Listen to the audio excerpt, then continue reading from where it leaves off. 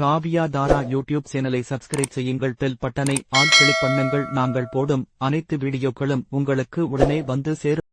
உன் கோபம் உன்னை அழிக்கிறதா அல்லது உன் தைரியம் உன்னை உயர்த்த வேண்டியதா? இந்த இரண்டு விஷயத்துக்கும் ஒரே ஒரு கிரகம்தான் காரணம், செவ்வாய். நண்பா, கோபம் கெட்டது இல்ல. ஆனா கோபம் கண்ட்ரோல் இல்லாம இருந்தா வாழ்க்கையே கண்ட்ரோல் இழக்கும்.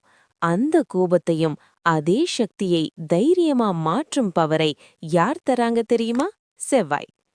செவ்வாய் என்ன தரா? தைரியம், வேகம், முடிவை எடுக்கும் சக்தி, உடல் பலம், போட்டி மனநிலை, இதை நான் செய்து காட்டுவேன் ஆட்டிடியூட். செவ்வாய் ஸ்ட்ராங்கா இருந்தா கோபம் தைரியமா மாறும், பயம் ஆக்ஷனா மாறும். செவ்வாய் வீக்கா இருந்தா கோபம் சண்டையா மாறும், ஆரம்பம் இருக்கும், முடிவு இருக்காது. இப்போ நிறைய பேருக்கு அடிக்கடி இரிட்டேட் ஆகுறது, பேசும்போது ஹார்ஷ் வேர்ட்ஸ், உடல் சூடு, ரெஸ்ட்லெஸ்னஸ், வேலை தொடங்கினதும் போர், டெசிஷன் போஸ்ட்போன் பண்ணுறது, இது கேரக்டர் ஃபால்ட் இல்ல, இது செவ்வாய் எனர்ஜி மிஸ்டைரக்ஷன். செவ்வாய் போர் கிரகம்தான், ஆனா அவன் வில்லன் இல்ல. அவன் சரியான டைரக்ஷன் இல்லாத சக்தி. டைரக்ஷன் கொடுத்தா அதே சக்தி வாழ்க்கையை ஜெயிக்க வைக்கும். காலை உடற்பயிற்சி இல்லாம போவது, அடிக்கடி லேட் நைட், உடல் சோர்வை இக்னோர் பண்ணுவது, கோபத்தை உள்ளே அடக்கிக் கொள்வது, இதெல்லாம் செவ்வாயை கன்ஃபியூஸ் பண்ணும். எல்லோரும் செய்யக்கூடியது. எந்த நாள்? எந்த நாளும் செய்யலாம். செவ்வாய்க்கிழமை சிறந்தது. எந்த நேரம்?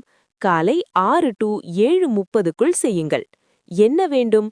ஒரு மண் விளக்கு, நல்லெண்ணெய் அல்லது நெய், ஒரு செவ்வரளி இல்லையென்றால் செம்பருத்தி, சுத்தமான இடம். எப்படி செய்ய வேண்டும்? விளக்கு ஏற்றி வை, பூவை விளக்கின் அருகில் வை, நேராக நிமிர்ந்து நில், 3 முறை ஆழமாக சுவாசமிடு.